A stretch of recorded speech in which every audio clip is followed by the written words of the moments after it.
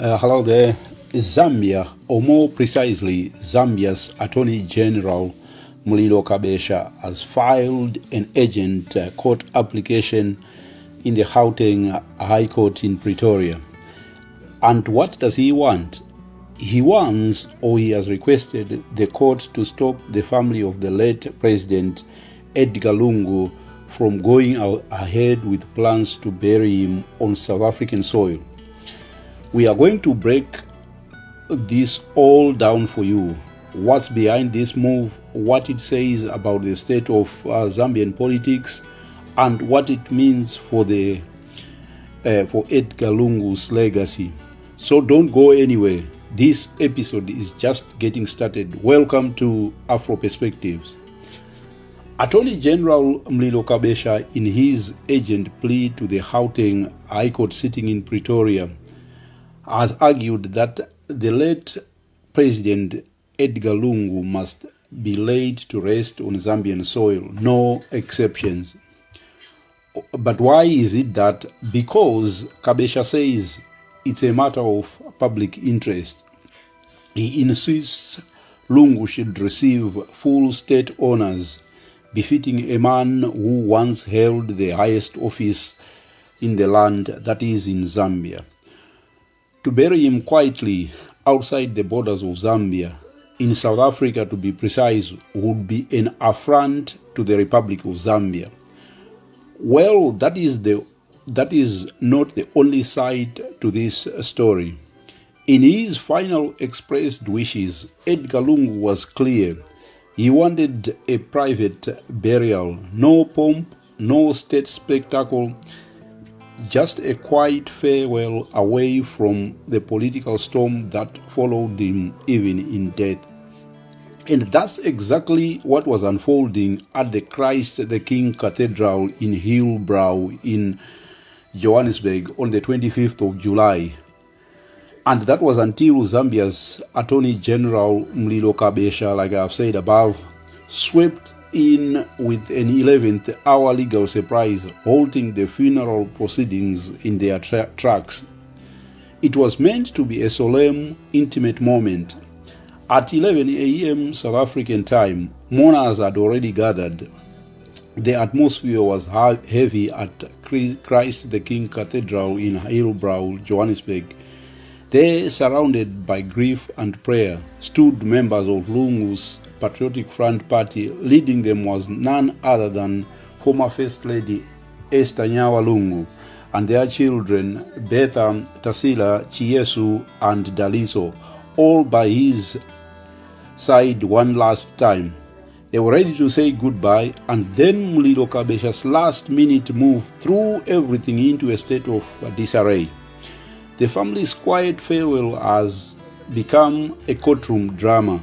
So now the question that looms large: who gets to decide how a former president is laid to rest?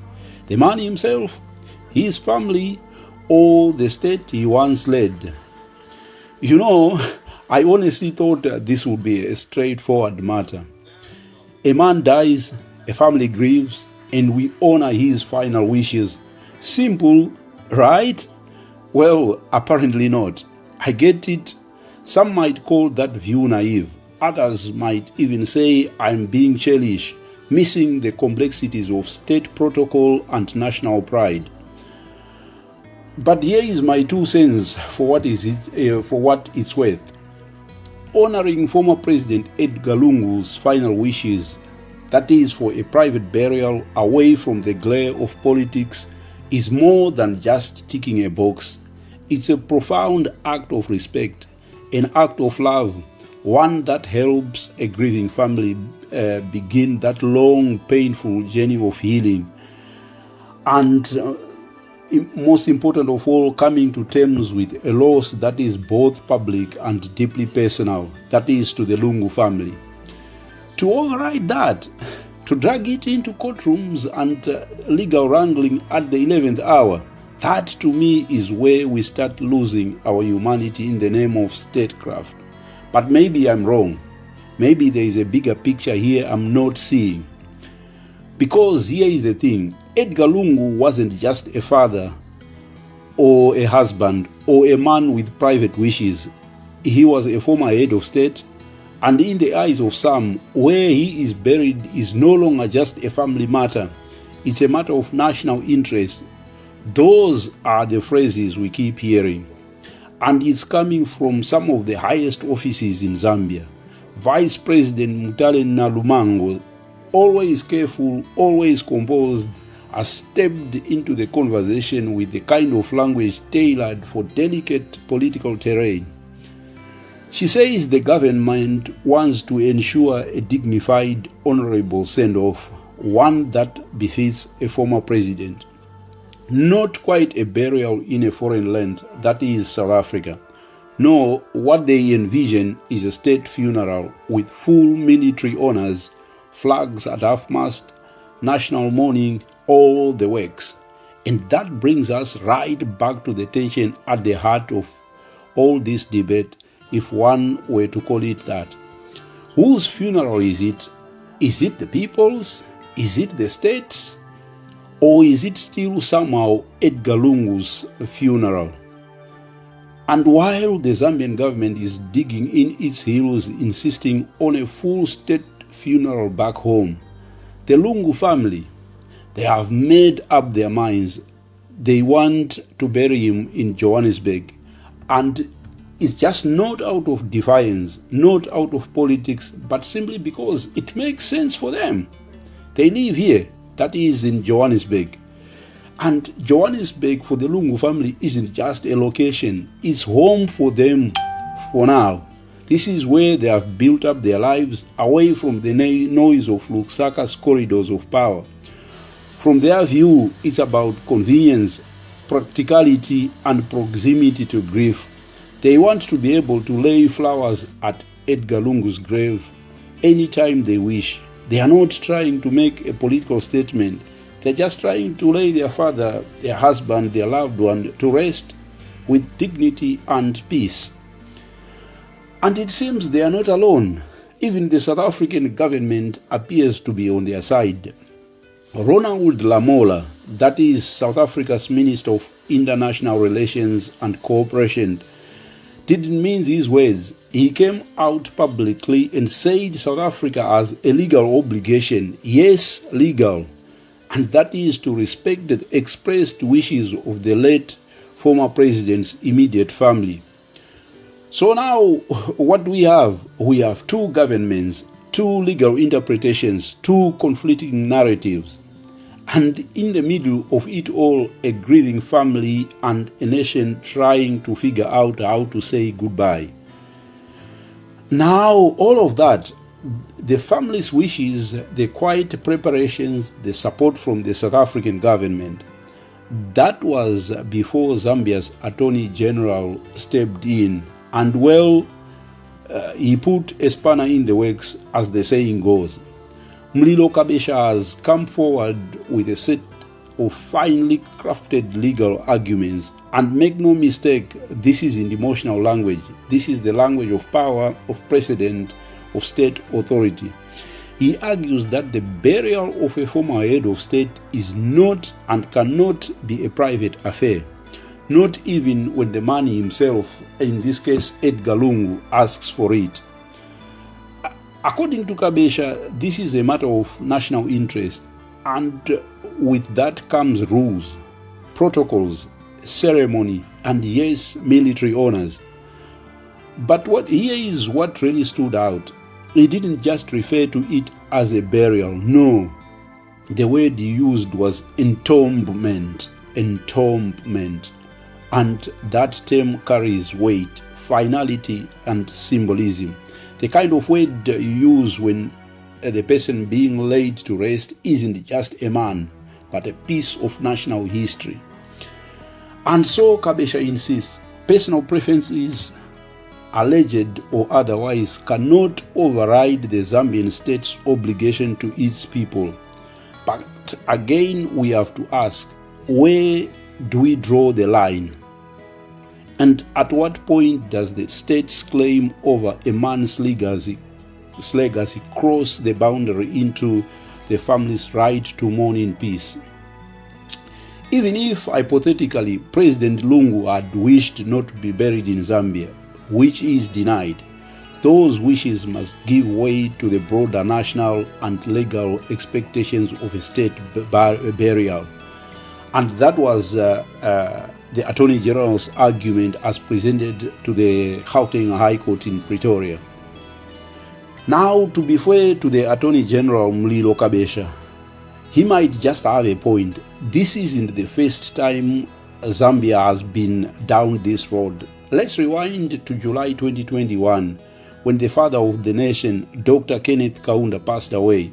Just like Lungu, Kaunda had clear wishes. He wanted to be laid to rest next to his beloved wife Betty in Chinsali, his hometown.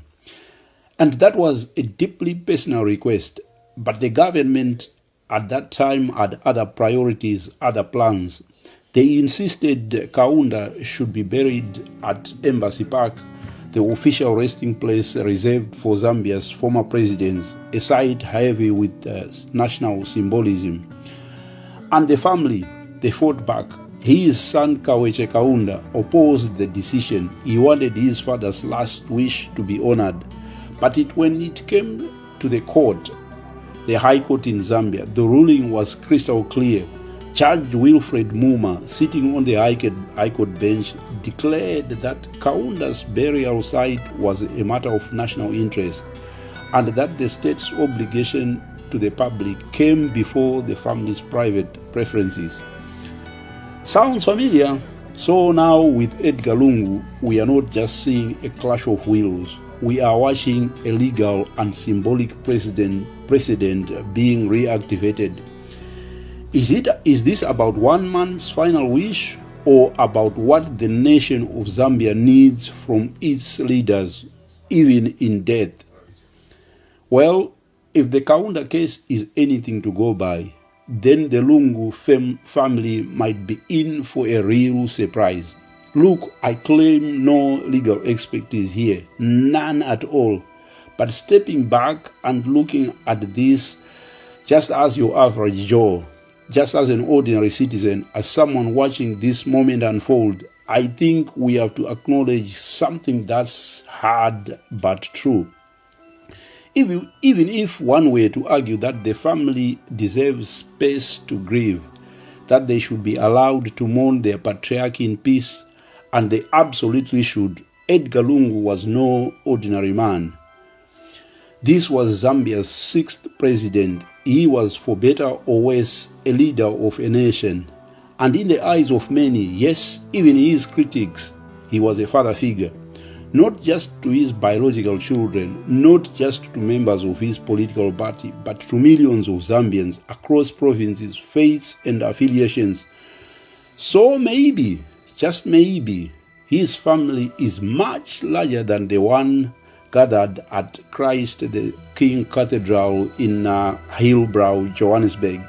Maybe it includes the very citizens who lined the streets when he campaigned, who sang for him, prayed for him, and yes, even those who opposed him, but still respected the office he held. And that's where this gets complicated, because this isn't just about grief, it's about legacy. And legacy, as we have seen, is never buried quietly. The family wants to bury Edgar Lungu in dignity, not a funeral that will be shrouded in mockery and PR while giving the international community the perception that he was properly treated. So that was the Lungu family spokesman, Makebi Zulu. And that's what the family wants, and that's how they are presenting their case to the world. To Edgar Lungu's family, his final wishes are more than just words on paper. They are sacred, non-negotiable, personal, binding. And among those instructions, one stands out, sharp and unmistakable. He did not want President Hakainde Hichilema anywhere near his coffin. Let that sink in. That's not a small request. That's not ceremonial detail. That's a direct exclusion of Zambia's sitting head of state from the funeral of his predecessor.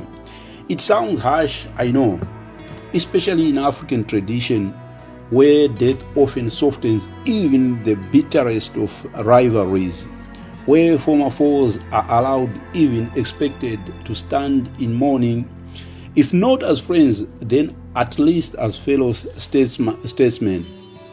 But not here. So the question becomes, how did we get here?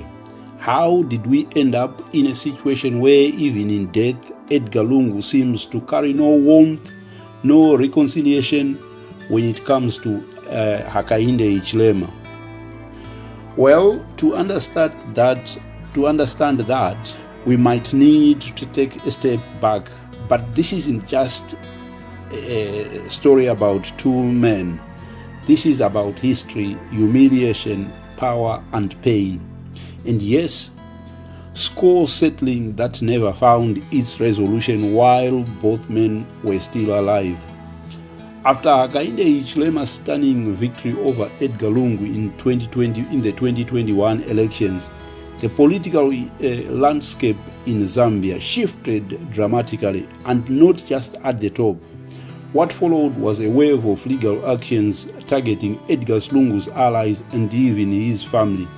Among those caught up in the storm was Esther Lungu, the former First Lady herself. She was scheduled to appear in a Lusaka court this week, facing serious allegations, the alleged theft of motor vehicles. Esther has pleaded not guilty, but the charges add yet another layer of complexity to a family already navigating a stormy political fallout. Now, here is where it gets even more tangled. Back in 2017, long before Hichilema became president, treason charges were dropped against him after he spent nearly 4 months behind bars. The cause: his motorcade failed to pull over to allow then-President Edgar Lungu's convoy to pass, a seemingly minor incident that spiraled into a high-stakes legal battle, highlighting the deep divisions and fierce rivalry that have marked their relationship.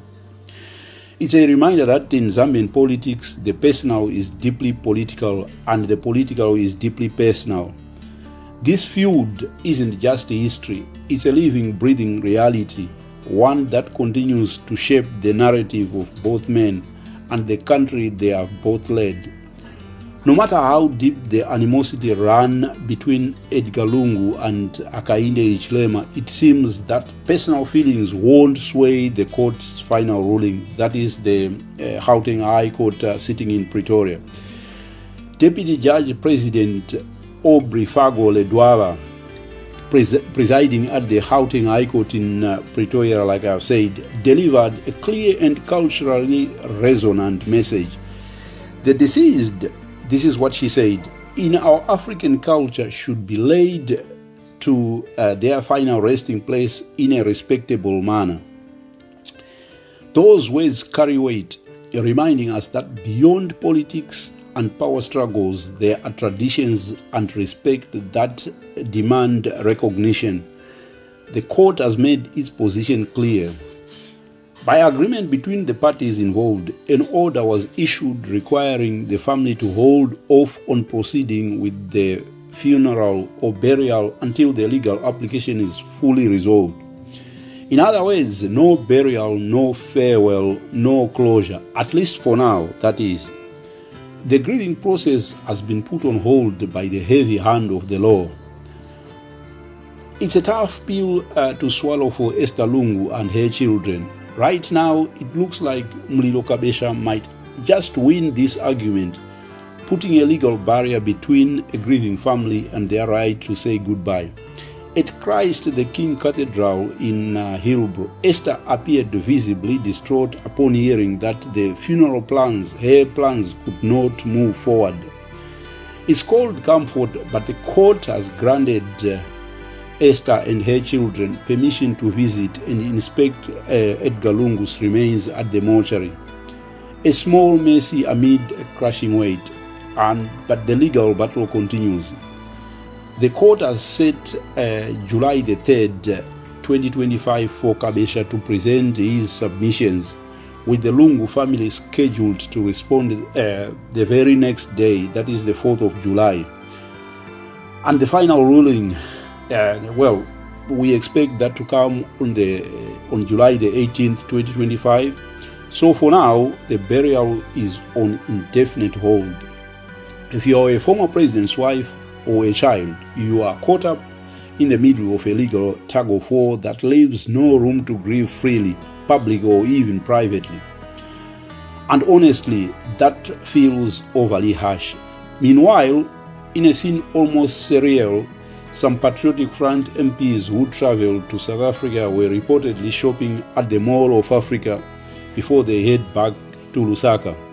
A stark contrast between the slow, painful legal limbo of a family mourning and the everyday distractions of politics. Well, we are all left watching, waiting, and wondering what comes next. How does this chapter close? Well, stay with us. The story is far from over. Thank you for tuning in, and until next time, it's goodbye for now. Thank you. Bye.